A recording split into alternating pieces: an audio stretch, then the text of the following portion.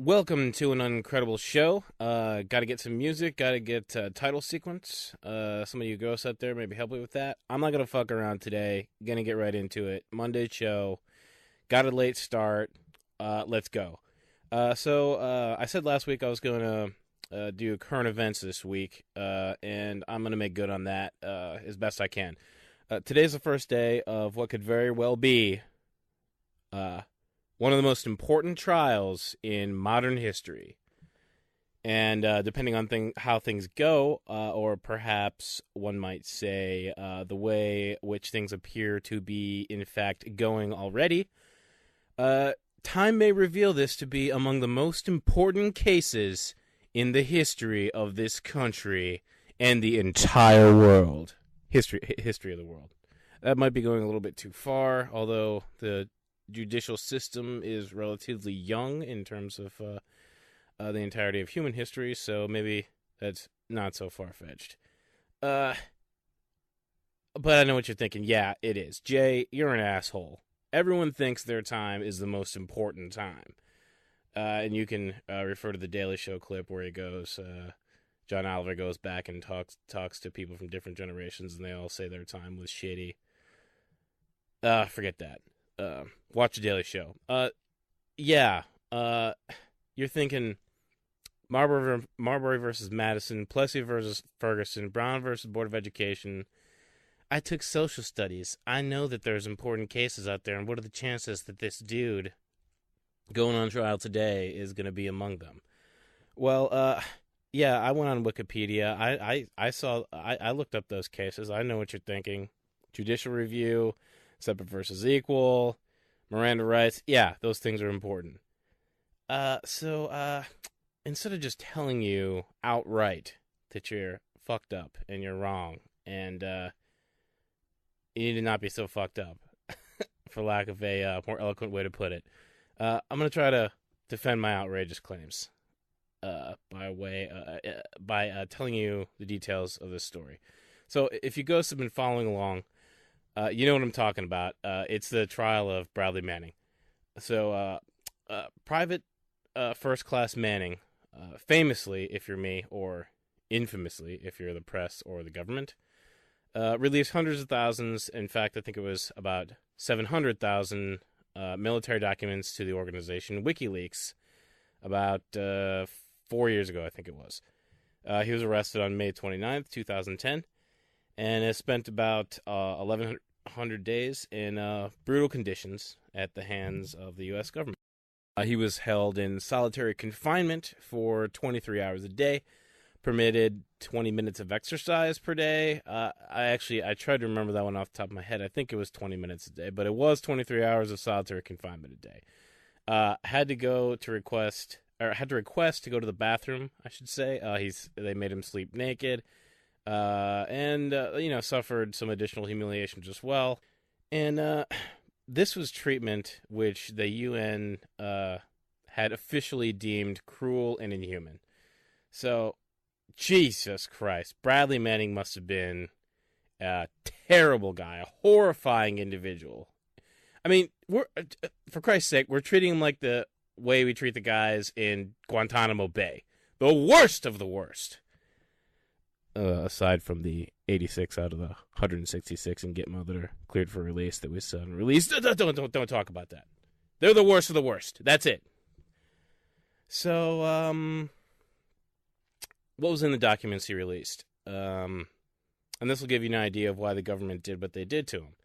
Well, most of the documents that were deemed, by the way, they're all deemed classified. That's why they can at least attempt to convict him of a crime here, because as a military, PFCs aren't officers. As a military, I'll just say soldier, for lack of the correct terminology, he wasn't allowed by law to release classified information. Reporters is supposed to be a different story, which we'll get into later. Most of those documents were full of shit that no one cares about, which sort of illustrates how insane with secrecy our government has become. But that's just another symptom of the overall state that we're in. in this country. But the most notable, I'll just get into some of the details here to answer your the question that nobody asked because they're ghosts and not real. The most notable of the materials he leaked to WikiLeaks was the murder of the civilians by the Apache helicopter in 2007. Now, that wasn't... We do different kinds of drone strikes in the Middle East, and not yet in this country, but in the Middle East, we do different kinds. We do, I forget what the regular drone strikes are actually called, but drone strikes where we just hit once. We do signature strike, or the regular drone strikes are the ones where we know who we're hitting. We do the signature strikes where we don't know who we're hitting. It's just we have a little bit of information that looks like this is an area where a terrorist might be, where they might not be. For all we actually know, we wouldn't admit that. And then we do double taps, which is where we hit once, and then when the first responders come, we hit them too. Yeah, unconscionable. I agree. So this wasn't a double tap in that sense because we didn't do it with a drone, but we did kill a bunch of innocent people with an Apache helicopter, and they were first responders, so that was the same as a double tap, including some children on a bus and 2 Reuters reporters. Classy, America. He also released information that showed that we blocked Iraqi forces from investigating civil rights violations in Iraq. And without getting into the details, there were diplomatic cables and information about the war on terror in Afghanistan and Pakistan as well. And one of the documents revealed that there were 15,000 extra civilian deaths in Iraq that we tried to cover up. And, so 15,000, considering that we killed, by the lowest estimate, at least a little bit over 1,000, 100,000 in total. 15,000 is, I don't know. I'm not going to say not a big deal, but just mathematically speaking, sort of a small percentage, but sort of not. That's 15% of the 100,000. Of course, that was on top of the 100,000, which would have been 115,000, but it wasn't. I mean, we likely killed way many more than that as well. That's just civilians. We killed, the estimate of how many people we killed in total is somewhere around 1 million, but, we classify, absurdly, we classify, all kinds of people as military combatants, and they don't count as civilians. Anyway, tangent. But here's one thing that I found particularly disturbing. This goes more to the point that I made at the beginning. It's from, and he talked about it in a pre-trial earlier this year. Bradley Manning did. Now, remember, the government is trying to convict him for aiding the enemy, among other counts, which carries a potential life sentence. It's one of the most serious crimes you can commit, aiding the enemy. And, I guess the reason they're saying that he aided the enemy was because if the enemy finds out the things that our government did, that they might be really mad and decide to, intensify the blowback, because he didn't reveal any information about, troop deployments or at least stuff that wasn't widely known already. It wasn't stuff about, we're going to be attacking here at this time, and, it gave him a chance to, ambush us or anything like that. It was just revelations about the kind of things that, the kind of illegal things that we were involved in. So, whatever the reasoning is, aiding the enemy, okay? How did he aid the enemy? Well, I'm just going to talk. I apologize for not having the recording here. If you get a chance, you can search it online. Bradley Manning pre-trial. I think it's a little bit over an hour long, where he talks about, you get to hear in his own words what he was thinking, why he did what he did. I'm just going to summarize it a little bit here. He says that while he was in Iraq, the command became obsessed with capturing human targets, which were organized on lists, and while simultaneously avoiding cooperation with our host nation partner in Iraq, the officials. Then he goes on to say that he thinks that if the American public had access to the information in the specific documents that he's under question, it would spark a debate on the war on terror in general, and on Iraq and Afghanistan, and our terrorism policies there in general. So, now, first of all, I haven't gotten to the disturbing thing I was talking about yet, but just stop for a second, right? What does that sound like to you? Is that a guy looking to aid the enemy, or does it sound like a guy who's maybe trying to help us? To me, it's self-evident.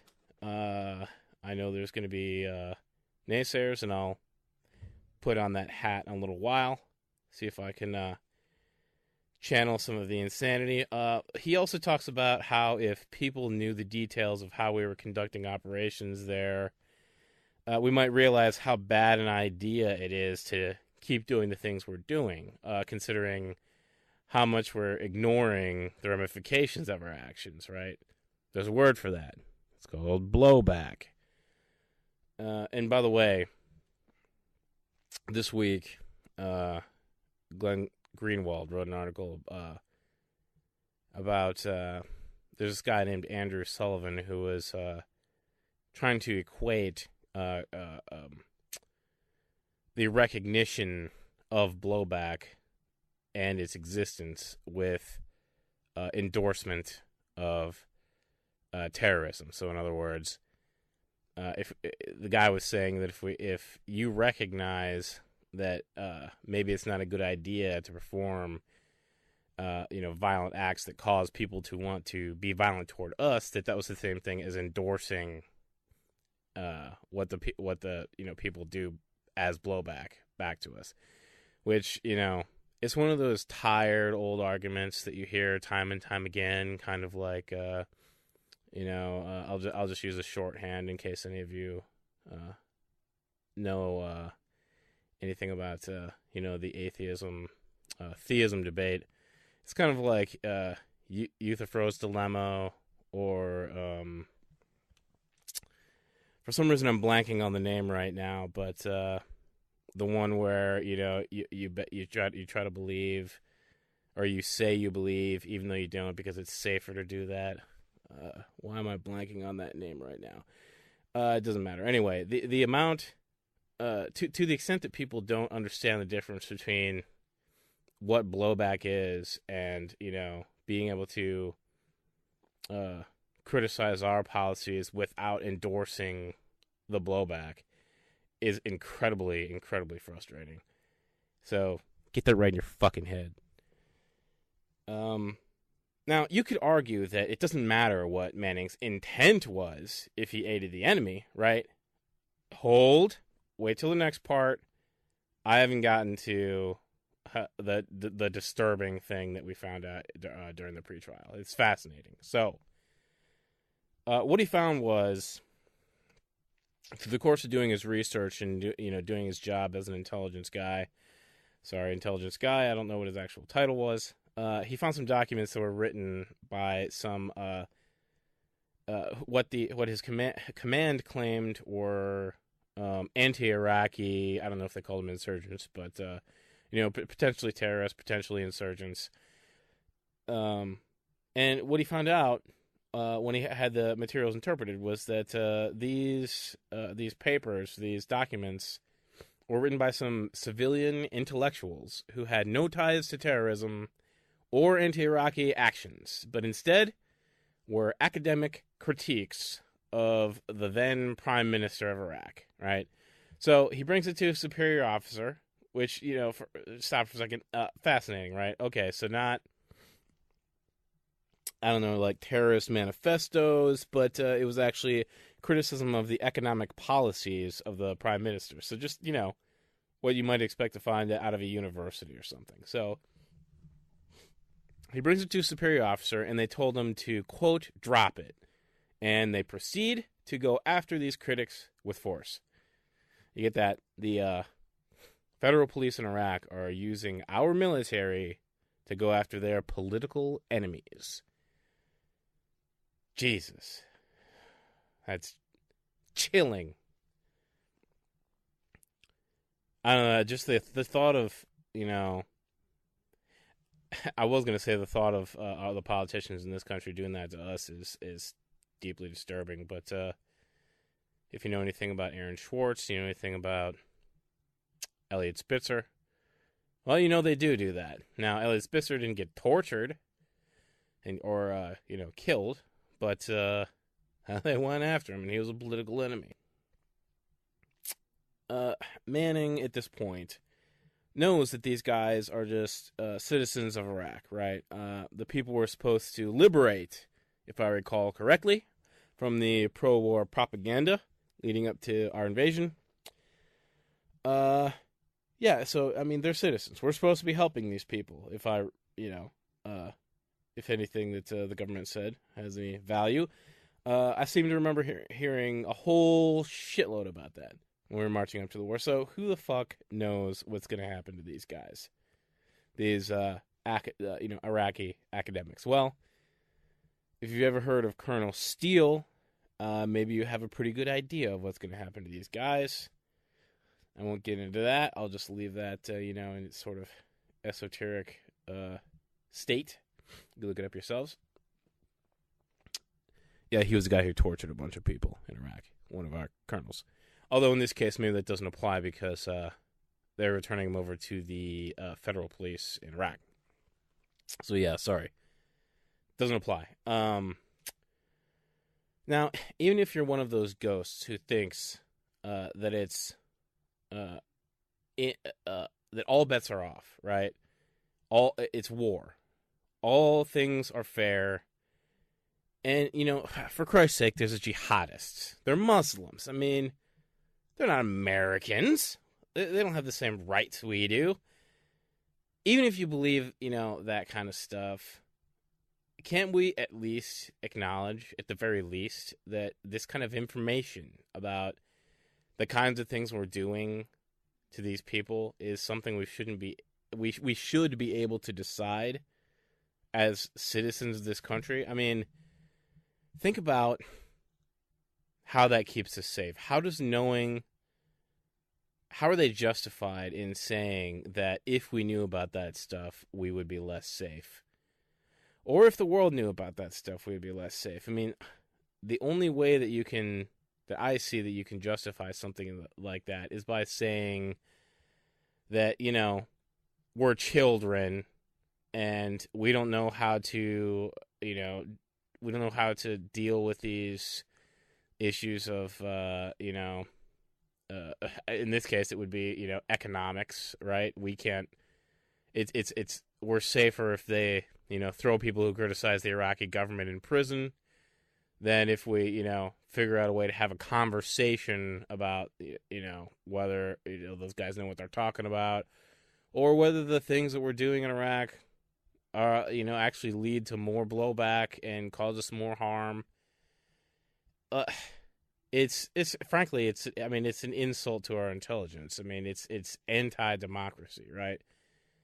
Which, God, it's just so counterproductive too. They're saying he's aiding the enemy. I don't know how to express my frustration. Maybe I should have thought this out beforehand. Sometimes when I'm doing these things, I sort of get... I do this thing where I try to think about both sides of an argument, right? And if you're deft at public speaking, you can be an advocate for your position, but also represent the other position, in a way that makes it seem like you've quashed any reservations somebody might have in, potentially going along with what you advocate. I haven't mastered that yet, as you can tell. Among many other tools that I have not yet, but hope to master at some point. Maybe I should just type all this stuff out word for word and then just read it and pretend like, I'm coming up with it off the top of my head.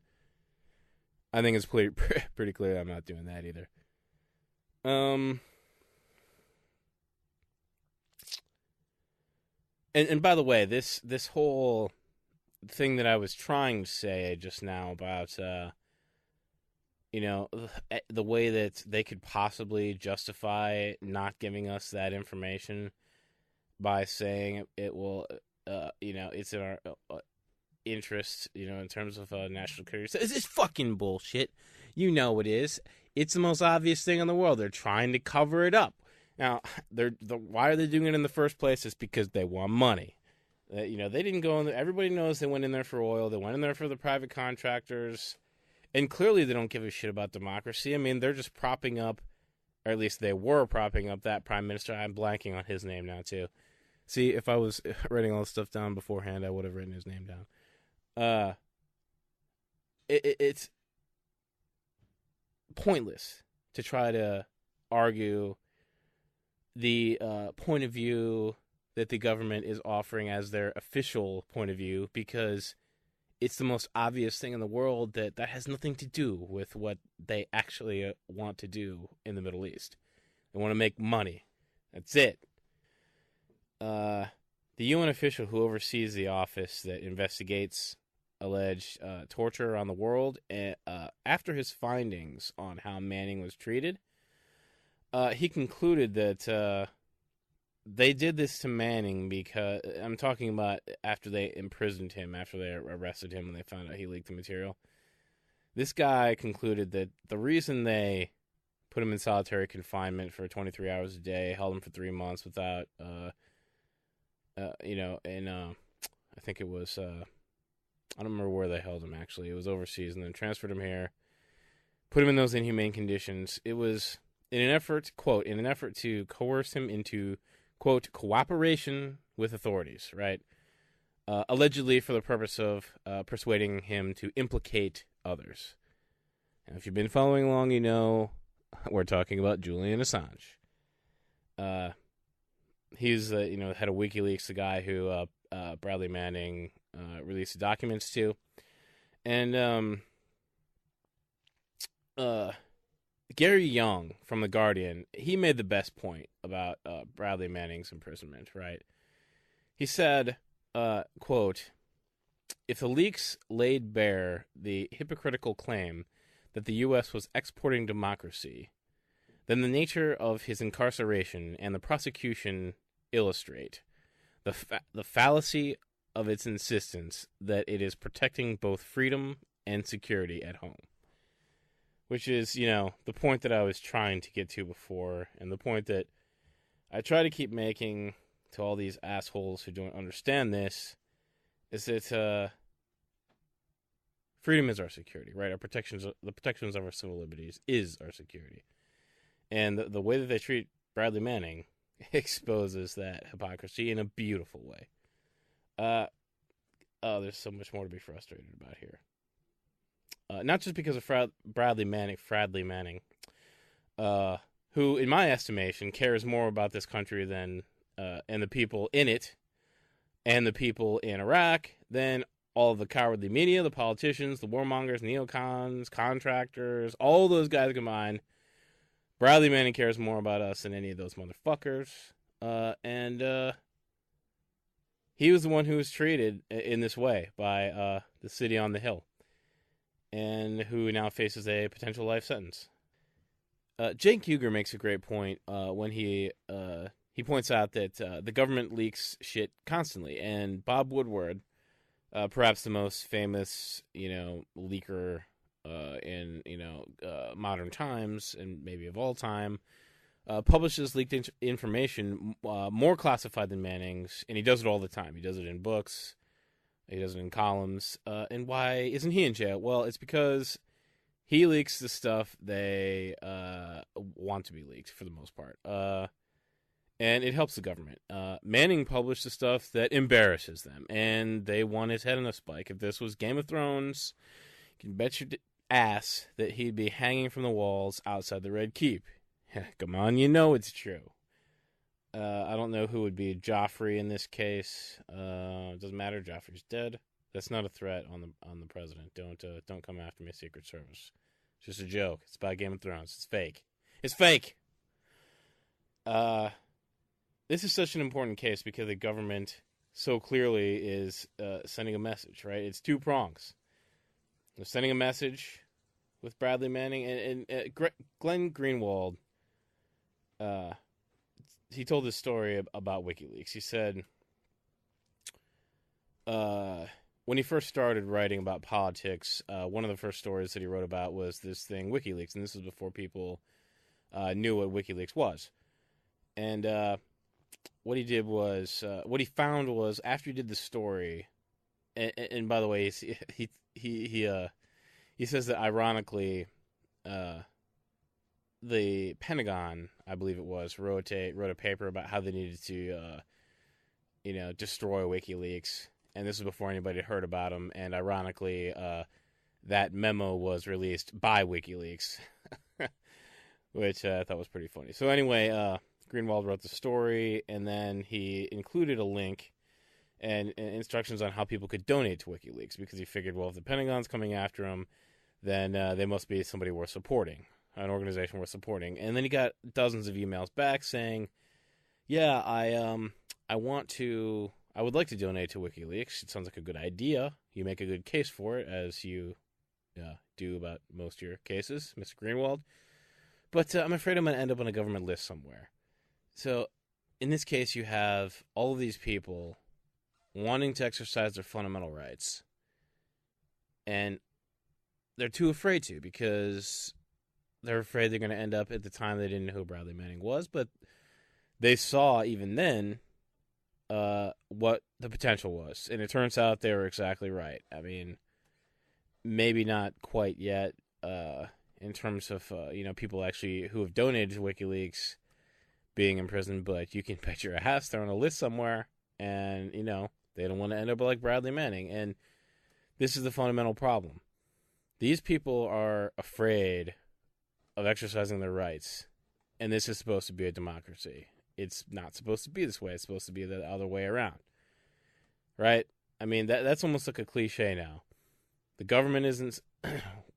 We're not supposed to be afraid of the government. The government is supposed to be afraid of us. That's the core concept of a democracy.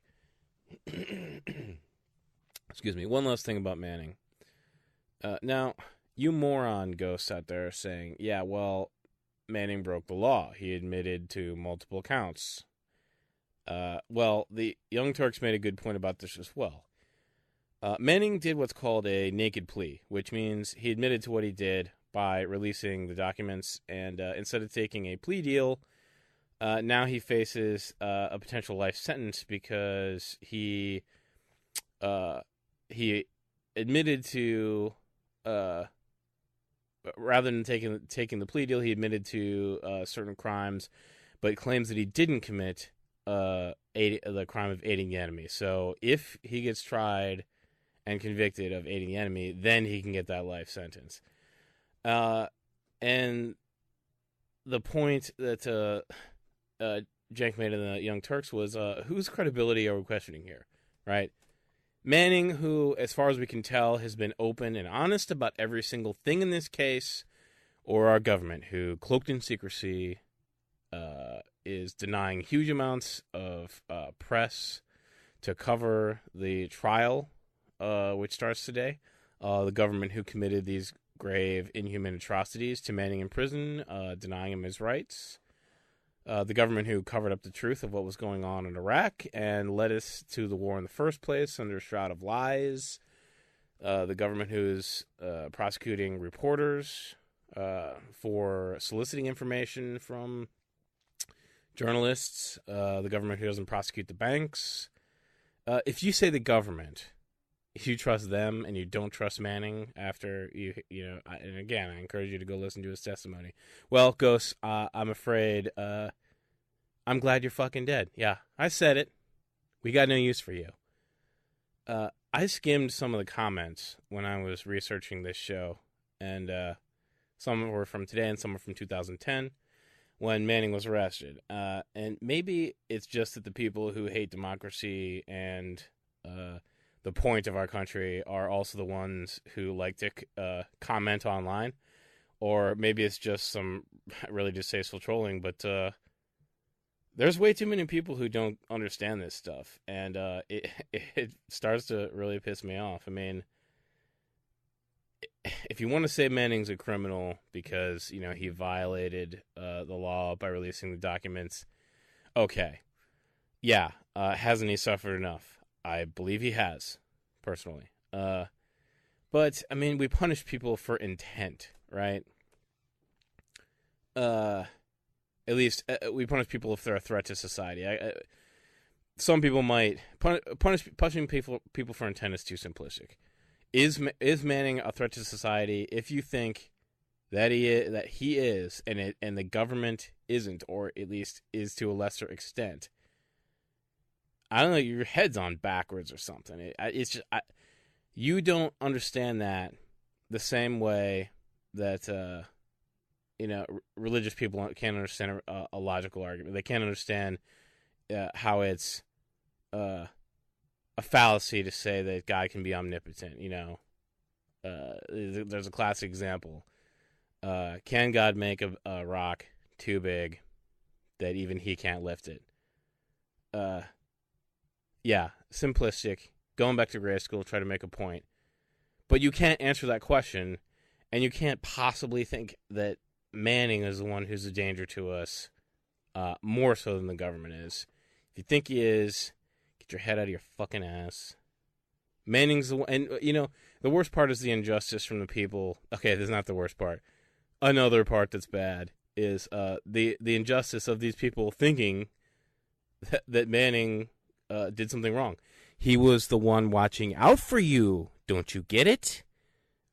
Why don't you just get it? Why don't you just get it, man?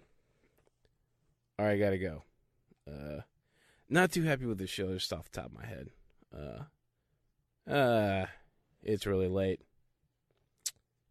Didn't do as much preparation as I wanted to. I failed you. Night.